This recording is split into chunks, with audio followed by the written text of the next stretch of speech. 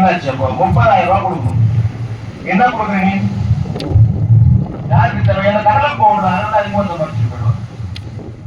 அப்போ எல்லா இடத்துலயும் பாத்தீங்கன்னா வந்து அரசாங்கம் வந்து நமக்கு ஏதோ ஒரு இலவசம் பேர்லையோ சலுகை என்ற பேரையும் பிச்சை போடுற மாதிரி அதை அடுத்த சமுதாயம் வந்து மீனவர்களுக்கு அதிகமா சலுகை கொடுக்குறாங்க போறாங்க அப்படின்னு ஒரு வதந்திகள் கொடுத்துட்டு நம்மளை திருப்திப்படுத்துறாங்க. நம்ம காம்ப்ரமைஸ் ஆயிடும். நம்ம என்ன ஒரு என்ன பண்றாங்கன்னா, ஒரு நமக்கு வர வேண்டியது 30,000 ரூபாய், போன தடவை 6,000 ரூபாய் கொடுக்குறான், இந்த தடவை 8,000 ரூபாய் கொடுத்தா நமக்கு கொடுக்க வேண்டிய 30,000 தெரிய மாட்டேங்குது. அது எந்த கட்சியா இருந்தா தெரியும். 8,000 ரூபாய் கொடுத்தா 8,000 ரூபாய் நமக்கு உயர்த்தி கொடுக்குறாங்க. அந்த 8,000 ரூபாய் உயர்த்தி கொடுத்து 18,000 ரூபாய் 12,000 ரூபாய் போய் 5,000 நமக்கு தெரியுதா, 22,000 போய் நமக்கு யாருக்கா தெரியுதா? நம்மளுடைய உரிமைகளை பேச மாட்டேங்கிறோம். நம்ம கிட்ட இருக்கிற ஒரு பெரிய விஷயம் என்னன்னா, நம்ம வந்து உரிமைகளை வந்து கேட்கறதே கிடையாது. காணாமல் கடல்ல காணாம போனா 7 வருஷம். ஒரு குடும்பத்துல ஒரு குடும்ப தலைவர் இறந்துட்டாருன்னா அந்த குடும்பம் பாத்தீங்கன்னா 25 வருஷம் பின்னாடி போயிடும். இது சென்சஸ், நான் சொல்றது இல்ல, சென்சஸ். அது வாழ்வியல் ரீதியா வந்து அந்த பிள்ளைங்க வளர்ந்து அடுத்த தலைமுறை வந்து அது ஒரு குடும்பத்தை உருவாக்கணும்னா 25 வருஷம் அந்த குடும்பம் பின்னாடி போயிடும். அப்படியாப்பட்ட குடும்பத்துக்கு 7 வருஷம் நாங்க எதையுமே செய்ய மாட்டோம் அப்படின்னா என்ன அர்த்தம்? யோசிக்க வேண்டிய விஷயம். 7 வருஷம் கடல்ல காணாம போயிட்டா எத்தனை நாளைக்கு கிடைப்பான்? ஒரு 3 நாள் 4 நாள் கிடைச்சிடும், உடம்பு கூறிடும், இல்ல கடலுடைய வாட்டை எங்க இழுத்துட்டு போயிடும், இல்ல ஏதாவது பாறையில எங்க சோறு கிடைக்காமலே போயிட்டு கிடைச்சி வரைக்கும் இந்த விஷயங்களை பேசி வாங்கிட்டாங்க. இது வந்து அந்த காலக்கெடு குறைக்கிறேன், நாங்க இது வரைக்கும் குறைக்கல. இந்த ஆட்சியில வந்து காலக்கெடு குறைக்கிறேன்னு சொன்னாங்க, இது வரைக்கும் குறைச்சா மாதிரி தெரியல. இப்ப நம்ம எல்லாம் இந்த கடல்ல இறந்தாலும் காணாம போனாலும் ஒரு உதவி தொகை கொடுக்குறாங்களா? அது பாத்தீங்கன்னா ஆக்சுவலி நமக்கு இன்சூரன்ஸ் ஃபண்ட் ஒண்ணு இருக்குது.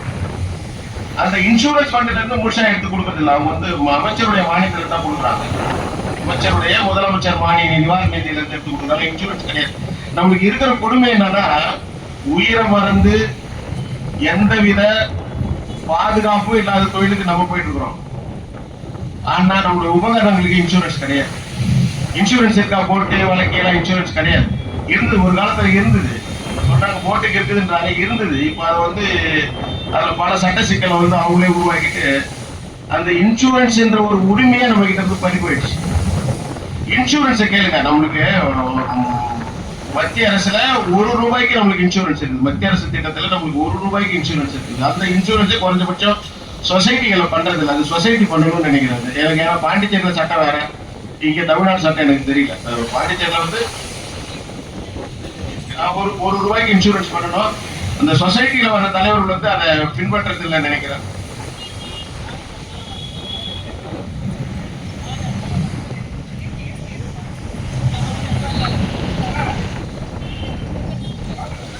அதே மாதிரி சிங்கார வேலர், நெய்தல் நெடியோன் சிங்கார வேலர், நம்மளால மறைக்கப்பட்ட வரலாறு, மறுக்கப்பட்ட வரலாறுல வந்து நிறைய விஷயங்கள் இருக்கு. இன்னைக்கு மத்திய உணவு திட்டம்னா யார நம்ம சொல்லுவோம்? காமராஜர் சொல்றோம். எல்லாரும் காமராஜர் சொல்றாங்க, காமராஜர் தான் சொல்றாங்க இல்லையா? ஆனா தன்னுடைய சொந்த படத்துல 1934 காமராஜர் ஆட்சிக்கு வந்து இருந்த காலம் 1934 சென்னை மாகாணத்துல தன்னுடைய சொந்த செலவுல அந்த மதராஸ் மாகாண பள்ளிக்கு இலவசமா சொல்றது மத்திய உணவு அளிச்சு நம்ம சின்ன இங்கெல்லாம் நிலைமை எனக்கு தெரியல. நீங்க மெட்ராஸ்ல பாத்தீங்கன்னு வச்சுங்களா, நான் மார்த்தட்டி சொன்னேன், நானே ஒரு தயாரானா வந்து மார்த்தட்டி சொல்லலாம். அந்த ரோடு பீச் ரோடு யாருக்கு சொன்னா என் அப்பா மட்டும் சொத்து, என் பாட்டை மட்டும் சொத்து, நான் தான் சொல்லலாம். காரணம் என்னன்னா, இன்னைக்கு பல லட்சம் கோடி போற சிங்கள வேலையுடைய சொத்து தான் மெரினா பீச். மெரினா பீச் வந்து முழுக்க போர்ட்ல இருந்து பட்டினப்பாக்கம் வரைக்கும் இருக்கிறது வந்து ஆதாரபூர்வம். அதை தாண்டி நிறைய இருக்குறாங்க. மகாபலிபுரம் வரைக்கும் இருக்கு. அதுதான் வந்து ஆளுநர் சொத்தா மாறிடுச்சுன்றது அதை பார்த்த விஷயம். அந்த பீச் இன்னைக்கு யார் பேர்ல இருக்கு? அந்த பேர் யார் பேர்ல இருக்கு? காமராஜர் சாலை. காமராஜருக்கும் சாலைக்கு என்ன வருது? அப்ப நம்மளுடைய உரிமை போயிடுச்சு இல்லங்க. பாண்டிச்சேரியில வந்தீங்கன்னா பீச் ரோடு இருக்கு. அதே மாதிரி பார்த்தீங்கன்னா பாண்டிச்சேரி பீச் ரோடு பார்த்தீங்கன்னா நம்ம சீமான் செல்வராஜ் செட்டியாருக்கு சொந்தமானது. சீமான் செல்வராஜ் செட்டியார் வந்து நம்ம நினைக்கிற மாதிரி சாதாரண நல்லா கிடையாது. அவர் வந்து உலக அளவுல 16 துறைமுகங்கள் அவர் கையில. உலகத்துல, நான் சொல்றது இந்தியாவில இல்ல, உலகத்துல 16 துறைமுகங்கள் வந்து அவருடைய ஆளுமை அந்த பீச் அவருடைய. ஆனா இன்னைக்கு அந்த பீச் அவன் பேர்ல இல்ல, உபேர் சாலைங்க. ஏன்னா நம்ம கிட்ட இன உணர்வு, இன எழுச்சி இல்ல. யாரோ கொடுக்குற யாரோ செய்யற சின்ன சின்ன உதவிகளுக்கும் சின்ன சின்ன விஷயங்களுக்கும் நம்மளை மாத்திக்கிறோம்.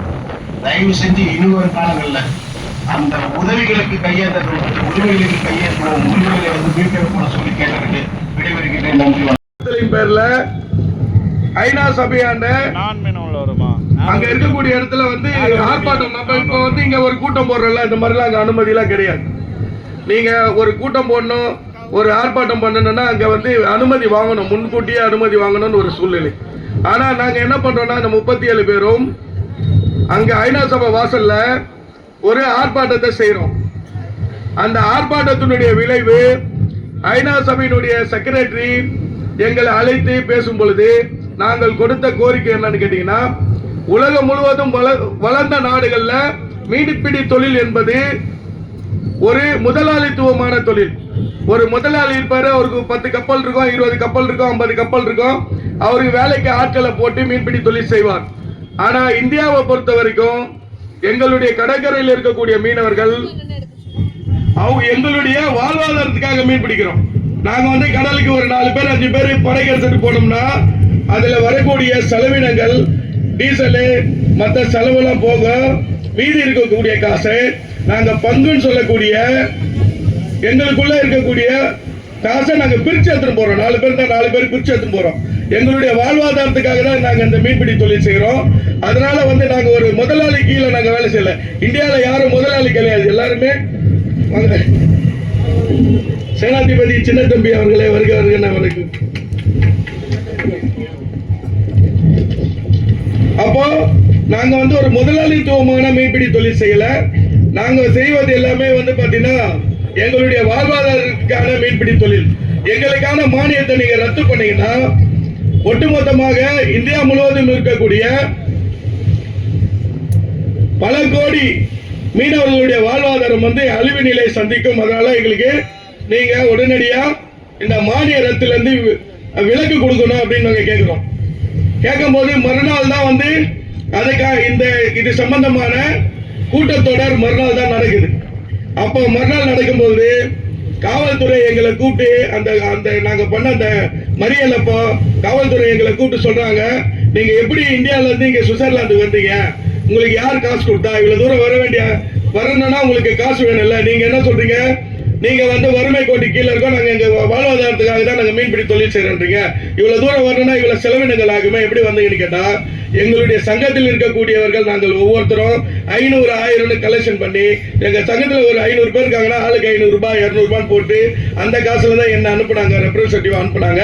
நான் இங்க எங்க மக்களுக்காக பேச வந்திருக்கேன் சொல்லி லாஸ்ட்ல அவங்க என்ன சொன்னாங்க, இது நீங்க அனுமதி இல்லாமல் மறியல் பண்ணதால உங்களுக்கு 6 மாசம் ஜெயிலு, 50,000 யூரோ உங்களுக்கு ஃபைன், 50,000 யூரோ ஒவ்வொருத்தருக்கும் ஃபைனு, 6 மாதம் ஜெயில் தண்டனை அப்படின்னு சொல்றாங்க. நாங்க சொன்ன பரவாயில்ல, எங்களை கூப்பிட்டு ஜெயில போடுங்க, ஒன்னும் பிரச்சனை கிடையாது, எங்க ஊர்ல சாப்பாடுக்கு வழி இல்லைன்னு சொல்லி தான் நாங்க இங்க வந்திருக்கோம். நீ மானியத்தை ரத்து பண்ணினா நாங்க அங்க சாப்பிடறதுக்கு வழி இல்லாம தான் போவோம், ஜெயில போடுங்க, ஊர் சாப்பாடே நாங்க சாப்பிடுறோம் சொன்ன பிறகு மறுநாள் ஐநா செக்ரட்டரி கிட்ட எங்களை அழைச்சிட்டு போயிட்டு 2 பேர் போய் பேசி நாங்க கொண்டு போன மனுவை கொடுத்த பிறகு அடுத்த நாள் நம்மளுடைய வர்த்தகத்துறை அமைச்சர் அவர்கள் பிஎஸ் கோயல் பேசி என்ன பண்றாங்கன்னா 20 ஆண்டுகளுக்கு அந்த மானியத்தை நீட்டிப்பு செய்யறாங்க. 20 ஆண்டுகளுக்கு மானியத்தை நமக்கு தரலாம் அப்படின்னு சொல்லிட்டாங்க. ஆனா இன்னைக்கு பரவலா பேசப்பட்டு வரக்கூடிய ஒரே ஒரு விஷயம் என்னன்னா, மீனவர் கணக்கெடுப்பு, கடல் வள கணக்கெடுப்பு அப்படின்னு ஒரு மீன்வளத்துறை சார்பா ஒரு ஆய்வு மேற்கொள்றதா நிறைய நீங்க பார்த்திருப்பீங்க. இப்பெல்லாம் வந்துட்டு இருக்கு மீன்வளத்துறையில, அது கூட சொல்லியிருப்பாங்க. இதுக்கெல்லாம் காரணம் என்னன்னு கேட்டீங்கன்னா, உலக நாடுகள் எல்லாமே ஒன்று சேர்ந்து கடற்கரையில் இருக்கக்கூடிய மீனவர்களை அப்புறப்படுத்தணும், கடல்ல இருக்கக்கூடிய வளங்களை உலக நாட்டில் இருக்கக்கூடிய பல வல்லரசு நாடுகள் அனுபவிக்கணும். அதுலயே பெரிய வளங்கள் இருக்கக்கூடிய நாடு இந்தியா. இந்தியாவில் இருக்கக்கூடிய கடல்ல பாத்தீங்கன்னா நிறைய வளங்கள் இருக்கு. அந்த வளங்களை கொள்ளையடிக்கணும், அதை அனுபவிக்கணும் அப்படின்றதுக்காக கடற்கரை ஓரங்கள்ல நம்ம ஒரு தடையா இருக்கிறோன்றதால நம்மளை அப்புறப்படுத்தணுன்றதுக்காக தான் கொண்டு வரக்கூடிய திட்டங்கள் தான் இது மாதிரி திட்டங்கள். அதுக்கு நம்மளுடைய மத்திய அரசுகள்லாம் இன்னைக்கு பாத்தீங்கன்னா இங்க ராமேஸ்வரத்துல கடல்ல காற்றாலை திட்டம், ஃபர்ஸ்ட் கடல்ல காற்றாலை திட்டத்துக்கு முதல்ல பத்திரிகைகளை அறிக்கை கொடுத்தது யாருன்னா நான் தான். முதல்ல இந்திய மீனவர் சங்கம் தான் அறிக்கை கொடுக்குது. அதுக்கப்புறம் சின்ன தம்பி சேனாதிபதி அவர்கள் தொடர்ந்து இன்னைக்கு வரைக்கும் நீங்க போராடுறாரு. அன்னைக்கு நாங்க அறிக்கை கொடுக்கும் போது நிறைய பேர்கிட்ட பேசும்போது வரும்போது பாத்துக்கலாம் அப்படின்னு ஒரு சொல்லக்கூடிய ஒரு நிலை இருந்தது. இன்னைக்கு கடற்கரையில பல்வேறு திட்டங்கள், நீலக்கோடி திட்டம், கடற்கரை ஓரத்தில் இன்னைக்கு மெரினாலாம் போயிட்டீங்கன்னு வச்சுக்கலாம், நீலக்கோடி திட்டம் கொண்டு வந்தாங்க. கோவளத்தெல்லாம் நீலக்கோடி திட்டம் கொண்டு வந்து பாரம்பரியமாக மீன்பிடி தொழில் செய்த பல ஆயிரம் ஆண்டுகள், நமக்குலாம் எத்தனை வருஷம் நம்மளாம் இந்த இங்க வந்து கடலுக்கு சார்ந்து இருக்கிறோம் அப்படின்னு கணக்கெடுப்பு எடுக்க முடியாத அளவுக்கு ஆண்டுகள், சுமார் 5000-10,000 ஆண்டுகளா நம்ம இந்த கடலையும் இந்த நிலத்தையும் சார்ந்து இருக்கோம். நம்மளெல்லாம் அப்புறப்படுத்த வேண்டிய வேலைகளை இந்த அரசாங்கங்கள் மிக தெளிவா செய்யுது.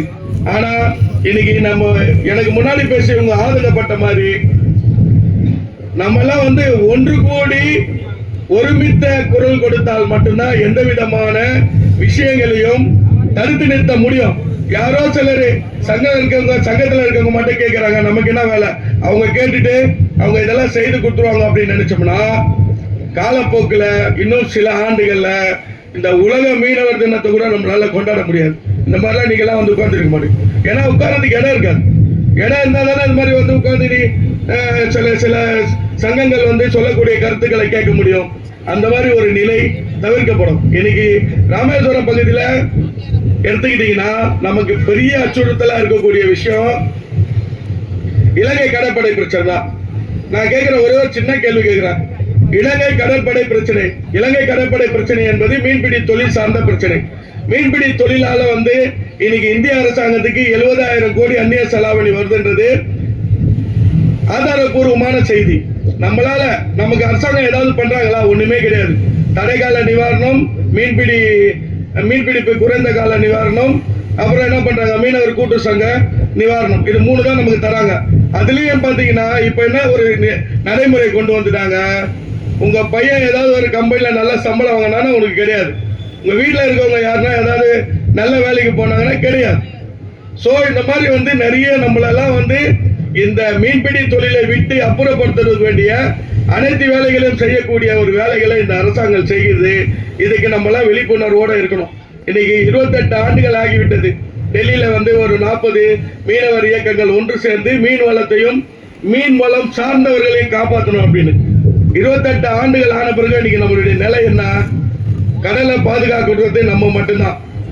ஒரு கடல்ல ஒருத்தர் காணாமல் போயிட்டாரு, படையெடுத்து காணாமல் போயிட்டாருன்னா அவரை வந்து கடலோர காவல் படையோ நேவியோ தேடி கண்டுபிடிச்சதா வரலாறு இருக்கா?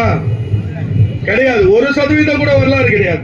ஆனா நம்ம போட்டு எடுத்துட்டு போய் நம்ம அண்ணன் தம்பி மாமா மச்சான் கடலை காணாமல் போயிட்டான்னு சொல்லிட்டு நம்மளுடைய விசைப்படகுகளையோ படகுகளையோ கொண்டு போய் தேடி நம்ம தான் கண்டுபிடிச்சிருக்கோம். ஒருத்தர் இறந்துட்டாங்க கூட அவனுடைய இறந்தவருடைய சடலத்தை கூட இந்த அரசாங்கங்கள் மீட்டு கொண்டு வந்து கொடுத்ததா சரித்திரமே கிடையாது. ஏன்னா அவங்களுக்கு அதை பத்தி கவலை கிடையாது. அவங்களுக்கு என்ன கவலை இருக்கு கேட்டா ஒரே ஒரு விஷயம் சொல்லுவாங்க, ஒரு காலகட்டத்தில் நாங்களாம் கடலோர காவல் படை அலுவலகத்தெல்லாம் பயங்கரமா முற்றுகையிட்டு இருக்கோம், இலங்கை தூதரகெல்லாம் பயங்கரமா முற்றுகையிட்டு இருக்கோம், காங்கிரஸ் அலுவலகம் முற்றுகையிட்டு இருக்கோம், சிதம்பரம் நிதி அமைச்சராக இருக்கும்போது அவருடைய வீட்டை முற்றுகையிட்டு இருக்கோம், அப்புறமா காங்கிரஸ் அலுவலகம் ராய்பேட்டால அதை முற்றுகையிட்டு இருக்கோம். இன்னும் பல்வேறு ஆர்ப்பாட்டங்கள் இந்திய தமிழ்நாடு தழுவிய பல ஆர்ப்பாட்டங்கள் செய்திருக்கோம். ஆனா அரசாங்கத்தால ஒரு நொடியில இலங்கை கடற்படை பிரச்சனையை தீர்த்திட முடியும். அதுக்காக என்ன பண்ணாங்க, தமிழ் மீனவர்கள் இந்திய மீனவர்கள் பேச்சுவார்த்தை, இலங்கை மீனவர்கள் இந்திய மீனவர் பேச்சுவார்த்தை கொண்டு வந்தாங்க. கண்துடைப்புக்காக அன்றைய காலகட்டத்தில் 2017, 16, 17 காலகட்டத்தில் இலங்கை இங்க வந்து பாத்தீங்கன்னா இலங்கை கடற்படையால ஒருத்தர் ஒரு அடிபட்டாலோ துன்புறுத்தப்பட்டாலோ படகு கைதானாலோ ஒரு மாபெரும் போராட்டம் தமிழ்நாடு முழுசும் நடந்தது. அரசியல் கட்சிகள் சென்னையில் இருக்கக்கூடிய இயக்கங்கள் வந்து நாங்க தான் ஃபர்ஸ்ட் கையில் எடுத்து ஆர்ப்பாட்டத்தை தொடங்குவோம். அடுத்த நிமிஷம் பாத்தீங்கன்னா அது இந்தியா தமிழ்நாடு முழுவதுமான மிகப்பெரிய ஆர்ப்பாட்டமாக நடக்கும். ஆனா இன்னைக்கு ஏன் அந்த ஆர்ப்பாட்டங்கள் நடக்கல? இன்னைக்கு பாத்தீங்கன்னா டெய்லியும் வந்து விசைப்படகுகள் கைது செய்யப்படுது இலங்கை அரசாங்கத்தால. ஆனா இன்னைக்கு ஏன் அந்த ஆர்ப்பாட்டங்கள் நடக்கல? காரணம் என்ன அப்படின்னு நம்மளும் கொஞ்சம் யோசிக்கணும். ஏன்னா போராடி போராடி போராடி சலிப்பாயிட்டோம். நமக்கே ஒரு சலிப்பாயிடுச்சு. என்னடா போராடினாலும் அதுக்கு வேண்டிய தீர்வு கிடைக்கல, போராடுறோம் நமக்கு அதுக்கான ஒரு ரிசல்ட் இருக்கணும், ஒரு தீர்வு இருக்கணும். எந்த தீர்வுமே இல்லாம நம்ம மட்டும் போராடி என்ன பண்றதுன்ற ஒரு நிலையில இன்று போராட்டங்கள் வலுவிழந்து போயிடுச்சு. அந்த நிலையில தான் இன்னைக்கு நம்ம இருக்கோம். ஆனா இதுக்கெல்லாம் தீர்வு உண்டு. மத்திய அரசிடம் நம்ம வைக்கக்கூடிய கோரிக்கை என்னன்னா, கச்சத்தீவை மீட்கிறதுன்றது பாத்தீங்கன்னா 2 நாட்டினுடைய பாலிசி, 2 நாட்டினுடைய சட்ட ரீதியான பிரச்சனை. கச்சத்தீவை மீட்கிறது நமக்கு கச்சத்தீவை மீட்கிறது நமக்கு முக்கியமா? கச்சத்தீவு நமக்கு என்னத்துக்கு? கச்சத்தீவை மீட்டு தான் நம்ம என்ன பண்ண போறோம்? 2 நாட்டு மீனவர்களும் பரஸ்பர மீன்பிடிப்பு ஒப்பந்தம். 2 நாட்டு மீனவர்களும் நான் வந்து இங்க இருந்து அங்க போய் மீன் பிடிக்கிறேன், என்னை வந்து நீ பாரு, என்னை செக் பண்ணு, நான் மீன் பிடிக்க தான் வந்தேன்னா என்ன மீன் பிடிக்க விடு, நான் ஏதாவது தவறான விஷயத்துக்கு வந்தா நான் பிடிச்சி உள்ள போடு. அதே போல இலங்கையில் இருக்கக்கூடிய மீனவர்கள் இங்க இருந்து பாத்தீங்கன்னா கல்கட்டா வரைக்கும் வராங்க மீன் பிடிக்க.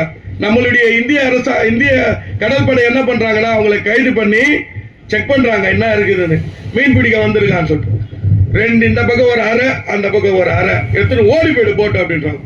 அவன் என்ன பண்றான்? எடுத்துன்னு எங்க இருந்து, கல்கட்டா எங்க இருக்குது, இலங்கை எங்க இருக்கு, அவனை நம்ம இந்திய அரசாங்கம் பிடிச்சிட்டு வந்து வைக்கிறாங்களா? இல்ல, இன்னைக்கு வரைக்கும் அவங்க வந்துட்டு தான் இருக்காங்க. ஆனா நம்மளை மட்டும் என்ன, சும்மா போனாலே போதும், நம்ம எல்லையில போனாலே நம்மளை பிடிச்சிட்டு போயிட்டு இவங்க எல்லை தாண்டி வந்தார்கள் அப்படின்னு ஒரு சூழ்நிலை. இதை தான் நாங்க என்ன சொல்றோம்னா, நம்ம கச்சத்தீவை மீட்டு கொடு என்பதை விட எங்களை மீன்பிடி ஒப்பந்தத்துக்குள் கொண்டு போ. எங்களை வந்து பாத்தீங்கன்னா பார்டர்ல நாங்க மீன் பிடிப்போம், உள்ள போய் மீன் பிடிப்போம். எங்களுக்கு லைசன்ஸ் வழங்கியா? தைவான்ல ஜப்பான்ல இருக்கிற வெசல் வந்து சார்ட்டரிங் சொல்லிட்டு இந்திய கடல்ல பெருங்கடல்ல வந்து மீன் பிடிக்கலையா? அவன் எங்கேயோ இருக்கான், ஜப்பான்ல இருக்கான், கொரியால இருக்கான், நார்வேல இருக்கான், தைவான்ல இருக்கான். அந்த மீன்பிடி கப்பல்கள் இந்தியாவுக்குள்ள வந்து மீன் பிடிக்குதா இல்லையா? மீன் பிடிக்குது இல்ல. இங்க இருக்கக்கூடிய உளவுத்துறை அதிகாரிகள் யாராவது அதை கொஞ்சம் நோட் பண்ணிக்கங்க. அவங்களுக்கு சார்ட்டரிங் தரீங்களா இல்லையா? மீன்பிடிப்பு ஒப்பந்தம் தரீங்களா இல்லையா? அந்த மாதிரி எங்களுக்கு ஏன் மீன்பிடிப்பு ஒப்பந்தம் தரக்கூடாது?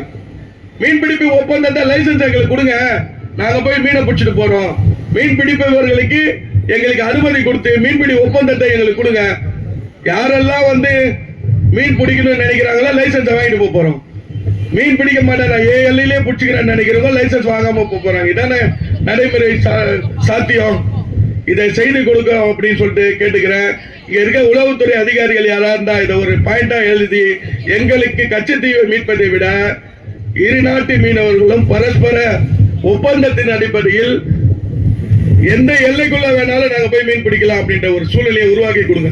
ஏன்னா என் எல்லையில இருக்கிற மீன் வந்து இலங்கை எல்லைக்கு போகாம இருக்கிறது கிடையாது, இலங்கை எல்லையில இருக்கிற மீன் என் எல்லைக்கு வராம இருக்கிறது கிடையாது. இதை தடுக்க முடியுமா? யாரால்னா தடுக்க முடியாது. இப்போ நம்ம இவரு அசோக் அண்ணா சொல்லும் போது சொன்னாரு, அசோக சொன்னா வெங்கடேசனா மாபுன்னு சொல்லுவோம் நாங்க.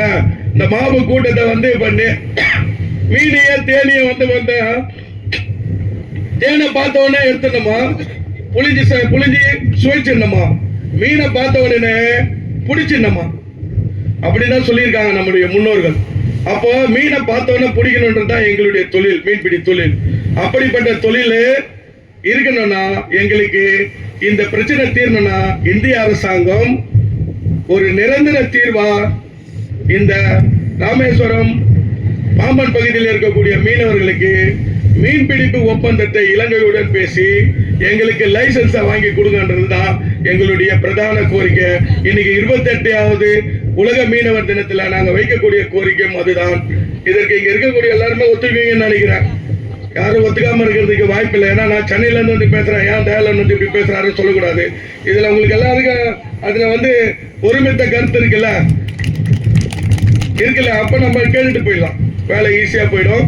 அதனால இந்த ஒரு சிறப்பான நிகழ்ச்சியை ஏற்பாடு செய்து இந்த மாதிரி வந்து எங்களை வந்து எங்கே இருந்து இங்க வந்து எங்களுடைய உணர்வுகளை பேச தூண்டிய அனைத்து மீனவர் ஒருங்கிணைப்பு குழு நிர்வாகிகளுக்கும் உலக மீனவர் தின மீண்டும் ஒரு முறை உலக மீனவர் தின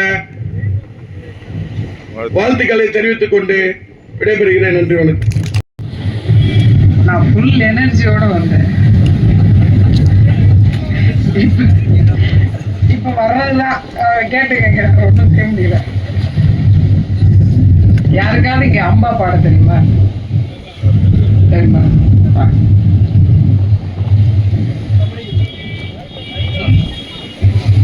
அந்த அந்த பதாகையில் எழுதியிருக்க அம்பா யாருக்கு?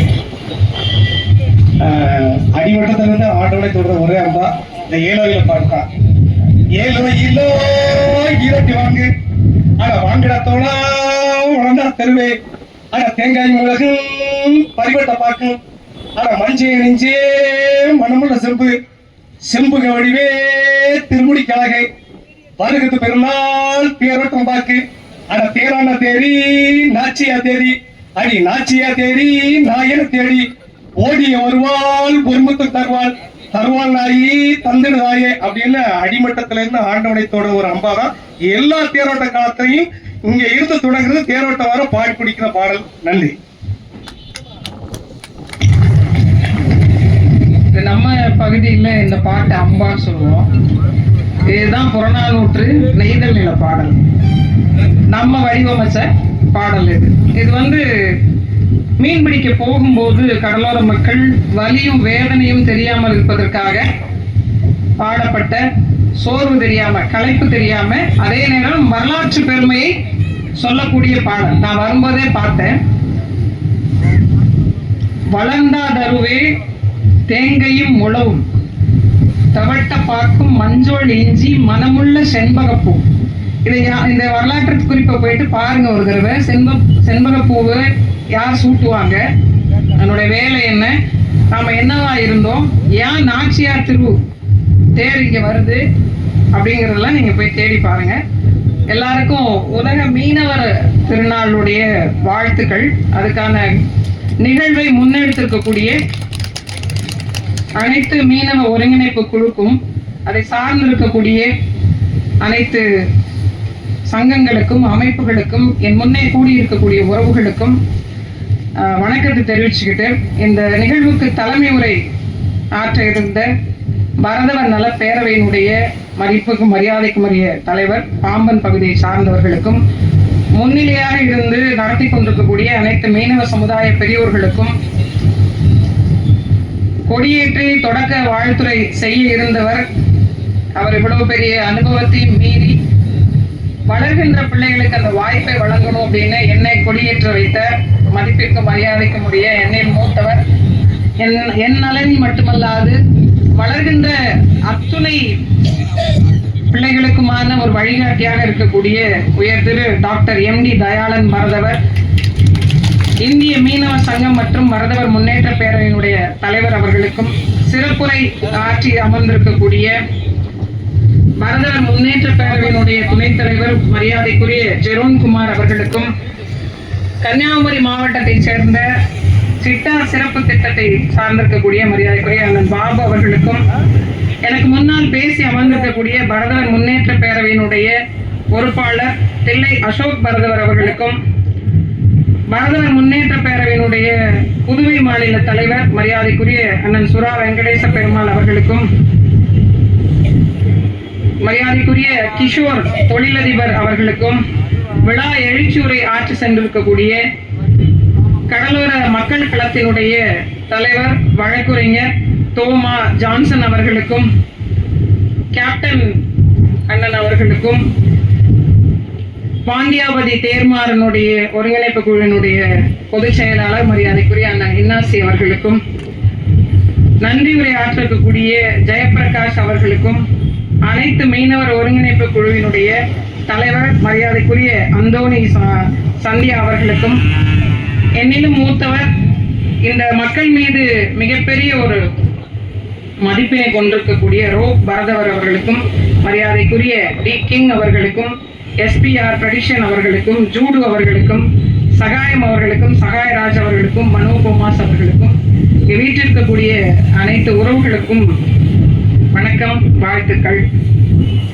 எதுக்கு இந்த மீனவ தினத்தை கொண்டாடுறாங்க, கொண்டாடுறவங்களுக்கும் தெரியல, கொண்டாடி கொண்டிருப்பவர்களுக்கும் எனக்கெல்லாம் உண்மையிலே பெரிய வருத்தம். இந்த ஒரு நாள் பல அரசியல் கட்சி தலைவர்களுக்கும் தீனி போடுகின்ற நாள்.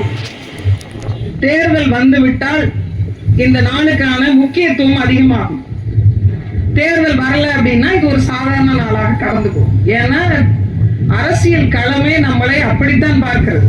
நமக்கு நம்மில் எத்தனை பேருக்கு நம் நிலை பற்றி உணர முடிகிறது. நம்ம அரசியல் புரிதல் பற்றி தெரிந்து கொள்ள முடிகிறது. அரசியல் அதிகாரம் ஏன் தேவைப்படுகிறது. எனக்கு முன்னால் பேசிய அத்துணை பேரும் சொன்ன வார்த்தை, நாம் நம் இனத்தில் பிறந்தவர்களுடைய முன்னோடிகளுடைய வரிசையில் பட்டியல்களை வெளியிட்டாங்க. நீங்க அறிஞர் பெருமக்களா இருக்கட்டும், ஆளுமைகளா இருக்கட்டும், அரசியல் அதிகாரம் பெற்றவர்களாக இருக்கட்டும், எழுத்தாளர்களாக இருக்கட்டும், கலைத்துறையை சார்ந்தவர்கள், எல்லா துறைகளிலும் நம் மக்கள் இருந்திருக்கிறார்கள். தனிநபராக தான் பரதவன் என்பதை மறந்துவிட்டு, உண்மையிலேயே சொல்ல போனா இந்த இனத்தினுடைய ஒரு சாபக்கேடு, உழைப்பை மட்டுமே நம்பி வாழக்கூடிய ஒரு கூட்டம், உலகத்திற்கு தற்சார்பு பொருளாதாரத்தை சொல்லித் தந்த ஒரு கூட்டம், தன் இனத்திற்கான விடுதலையை எண்ணி இதுவரை இயங்கிக் கொண்டிருக்கிறது. உண்மையில் நான் நிறைய இடங்கள்ல புலிக்கொடி ஏற்றிருக்கிறேன். ஆனா எனக்கு வரலாற்று பெருங்கனம் ஒன்று இருக்கிறது, இந்த மீன்கொடி ஏற்றுவது. இன்றைக்கு இந்த பாம்பன் நிலத்தில், ஒரு வரலாற்று சிறப்புமிக்க இடத்தில், என் முன்னோர்கள் மூத்தோர்கள் இந்த பாண்டிய பெருநிலத்தில் இத்தனை ஆண்டுகளுக்கு கிட்டத்தட்ட 2000 ஆண்டுகளுக்கு பிறகு இந்த இடத்தில் மீன்கொடியும் பறக்கிறது என்றால் வரலாறு மீண்டும் திரும்பிக் கொண்டிருக்கிறது, கடலோடி மீண்டும் புதுப்பித்துக் கொண்டிருக்கிறான் என்றுதான் நாம் புரிந்து கொள்ள முடியும். இங்க யாருக்கு எதை பத்தியும் கவலை இல்லைங்க, சுயநலமான ஒரு வாழ்க்கைக்குள்ள நாம் புகுந்துட்டோம். இங்க ராமேஸ்வரத்துல படகு கைது செய்யப்பட்டிருந்தா நாகப்பட்டினம் மயிலாடுதுறைக்கு பிரச்சனை இல்லை, மயிலாடுதுறை கைது செய்யப்பட்டிருந்தா ராமேஸ்வரத்துல பிரச்சனை இல்ல, ராமேஸ்வரத்தை கன்னியாகுமரியில அடிச்சா சென்னைக்கு பிரச்சனை இல்ல, சென்னையில அடிச்சா கன்னியாகுமரிக்கும் பிரச்சனை இல்லை. ஆனா நான் யாரையும் குறைச்சு மதிப்பில்லை. ஒரு ஆட்டோ நிர்வாகியை, ஒரு ஆட்டோ ஓட்டுநரை அல்லது அந்த சங்க நிர்வாகியை ஒருத்தர் மீது கை வச்சு பாருங்க. சினிமா பட டயலாக் எல்லாம் சொல்லுவாங்க, என் மீது கை வச்சா தமிழ்நாட்டுல இருக்கிற மொத்த ஆட்டோ ஓடாது சொல்லுவாங்களா? ஆனா கிட்டத்தட்ட 1000க்கும் மேற்பட்ட நம் உறவுகள் இதே இலங்கை கடற்படையால கைது செய்யப்பட்டு அடித்து கொலை செய்யப்பட்டிருக்கிறாங்க. எங்காவது ஒரு கிராமம் கொதித்தெழுந்து இது போன்று தொடர்ந்து சொந்த நாட்டு குடிகள் 1000 பேர் கொல்லப்பட்டிருக்கிறாங்க. நாங்கள் கடலுக்கு ஒட்டுமொத்தமாக தமிழ்நாடு முழுக்க ஸ்தம்பிக்க வைக்கிறோம். இவர் அடிச்சா இல்ல, இவர் மீது கைப்பட்டால் கூட கேட்பதற்கு நாதி உண்டு என்று காட்டுவதற்காக இதுவரைக்கும் நடந்த போராட்டங்கள் எத்தனை அதிகாரம் மிக்க இடத்தில் நாம் இருந்திருக்கோம். அரசியல் அதிகாரம் தான் வலிமை மிக்கது. எத்தனை ஆண்டு காலத்தில் நான் வந்த உடனே ஒரு பொறுப்புலையும் இல்லை, நான் ஒரு கட்சியிலும் இல்லை, நான் ஒரு பதவியிலும் இல்லை. ஆனால் உங்கள் குரலாவது நான் இருப்பேன் என்று நம்பி எங்க ஊருக்கு பட்டா இல்லைன்னு கொண்டு வந்து கையில் கொடுக்குறீங்க. எத்தனை கட்சிகளுக்கு நாம் இதுவரைக்கும் வாக்கு செலுத்திருக்கிறோம். மாறி மாறி மாறி மாறி இந்த ஆட்சியாளர்களை தேர்ந்தெடுத்து வச்சிருக்கோமே தவிர வாழ்ந்த நிலத்திற்கு குடியுரிமை பட்டா கூட இந்த சுதந்திரம் பெற்ற இந்தியாவில் நமக்கு இல்லை என்றால் சொந்த மண்ணில் நாம் எல்லாம் அகதிகள். என்னைக்கு இந்த புரிதல் வரணும்? எத்தனை காலத்திற்கு இப்படியே ஒருத்தர் பின்னாடி ஒருத்தர் ஓடிட்டே இருப்பீங்க? எனக்கு முன்னால் பேசின அத்தனை பேரும் சொன்னாங்க, ஒரு குடையின் கீழ் திரளுங்கள், ஒரு குடையின் கீழ். அந்த குடை எந்த குடை? ஏன் அதை பேச மறுக்கிறோம்? யார் ஒருங்கிணைப்பார்கள்? அந்த முயற்சியை முன்னெடுப்பதற்கு இந்த பூனைக்கு மணி கட்ட இங்க யார் தயாராக இருக்கிறீங்க? எல்லா அமைப்பினுடைய தலைவர்களுக்குமே நான் கேட்கிறேன். எல்லாரும் பேசுகிறோம் ஒற்றுமையாக இருக்க வேண்டும் என்று. இந்த ஒற்றுமையை ஏன் நம்மால் பலப்படுத்த முடியவில்லை? ஏன் இந்த புரிதலை உருவாக்கவில்லை? சிந்திச்சு பாருங்க. இந்தியாவினுடைய, அதாவது இந்திய நாடு என்று ஒரு கட்டமையை அமைக்கிறதுக்கு முன்பே முதல் சுதந்திர போராட்ட வீரர் என்று நாம் ஒருத்தரை அடையாளப்படுத்தி நம்ம சொல்லிக் கொண்டிருக்கிறோம். ஒரு மிகப்பெரிய தலைவர், ஒரு வீரத்திற்கு நாம் எந்த வகையிலும் ஒரு விழுக்காடு கூட நாம் குறைத்து மதிப்பிடல. ஆனால் அவர் போராடுவதற்கு கிட்டத்தட்ட 75 ஆண்டுகளுக்கு முன்பே சுதந்திர போராட்டத்துக்கு வித்திட்டவன் ஒரு கடலோடி, வர்ணகுலத்தான், நாகப்பட்டினத்தை சேர்ந்தவர். கிட்டத்தட்ட 1625 அவன் கடலோடி என்பதற்காகவே அவன் வரலாறு மறைக்கப்பட்டதா அல்லது அவன் வரலாறு பேசப்படாமலே புறக்கணிக்கப்பட்டதா? இத்தனை ஆண்டுகளுக்கு கழித்து கிட்டத்தட்ட 400-450 ஆண்டுகளுக்கு பிறகு அவன் வரலாற்றை தேடி எடுத்து புதுப்பிக்க வேண்டிய கட்டாய சூழ்நிலைக்கு தான் நாம் தள்ளப்பட்டிருக்கிறோம். இப்ப மரியாதைக்குரிய தயாளன் அண்ணன் அவர்கள் மீதெல்லாம் எனக்கு ஆக பெரும் மதிப்பும் மரியாதை உண்டு. இந்த விடயத்தை செய்து முடித்ததுல மிகப்பெரிய பங்கு அவருக்கு உண்டு. அவருக்கு என்னுடைய மனமார்ந்த வாழ்த்துக்களை நான் சொல்ல விரும்புகிறேன். தேடி தேடி தான் நம்மளுடைய வரலாற்றை சொல்ல வேண்டியிருக்கு. இங்க நம்ம அப்படி மறந்து போயிருக்கிறோம். மற்றவருடைய வரலாற்றை நம் வரலாற்றுக்குள் திணித்துக் கொண்டிருக்கிறோம். நமக்கென்று ஒரு மிகப்பெரிய வரலாறு உண்டு. இன்னைக்கு யார் யாரோ தன்னை பாண்டியர்கள் என்று அடையாளப்படுத்திக் கொண்டிருக்கிறாங்க. யாராவது ஒரு கேள்வி கேட்டோமா? ஏனப்பா பாண்டியன் சம்பந்தமே இல்லாம மீன்கொடியை பறக்க விட்டான் என்று யாராவது கேட்டோமா? என் இனத்தின், என் நிலத்தின் அடையாளமாக இருப்பது மீன். கிட்டத்தட்ட சோழர்களும் சேரர்களும் இந்த மண்ணை ஆள்வதற்கு முன்பு ஆண்டாண்டு காலமாக தமிழக வரலாற்றிலே 2000 ஆண்டு காலம் ஒரு குடி இருந்திருக்கிறது என்றால் அது மீன்குடியை பறக்கவிட்ட பாண்டியர்களுடைய ஆட்சி காலம். அதனுடைய சொச்சமிச்ச எச்சம் தான் கடலோடிகள், இந்த பரதவர்கள். நாம் சொல்ல முடியுமா? பறைசாற்றி கொள்ள முடியுமா? என்னெல்லாம் நாம் கடந்து போய் கொண்டிருக்கிறோம், எதை பத்தி நம்ம கவலைப்பட்டிருக்கிறோம். இன்னைக்கு கடலும் கடற்கரை நிலமும் கடலாரிக்கே தான் சொந்தம்னு போராடணும். ஏன்? நமக்கு சொந்தம் இல்ல, அதனால சொந்தம்னு போராடணும். கால் வச்ச இடமெல்லாம், நாம் கருவாடு காய வைத்த இடங்கள்லாம் நம்முடைய இடம். ஆனா இன்னைக்கு கடலோரத்தை 5 பிரிவா பிரிச்சிருக்காங்க, சட்டம் போட்டிருக்காங்க. Number 1, number 2, number 3, number 4, number 5, 5 பிரிவுகளாக பிரிக்கப்பட்டிருக்கிறோம். அந்த 5 பிரிவுல எந்த பிரிவுல நாம் வாழ்றோம் கூட நமக்கு தெரியல. இந்த உலகத்துல இந்த மாதிரி அநியாய அக்கப்போர் உண்டா பாருங்க. தமிழ்நாட்டுல ஒரு சட்டம் இருக்கு, சட்டம் போட்டு 3-4 வருஷம் ஆகுது, ஆனா நமக்கு இன்னும் வந்து சேரல. போட் ஓட்டுறது உங்களுக்கு எல்லாம் டிரைவிங் லைசன்ஸ் இருந்தா தான் நீங்க இனிமே படகு ஓட்ட முடியும். கொஞ்சம் கொஞ்சமா வந்துட்டு இருக்கு. அதுக்கு நீங்க கோச்சிங் போகணும்.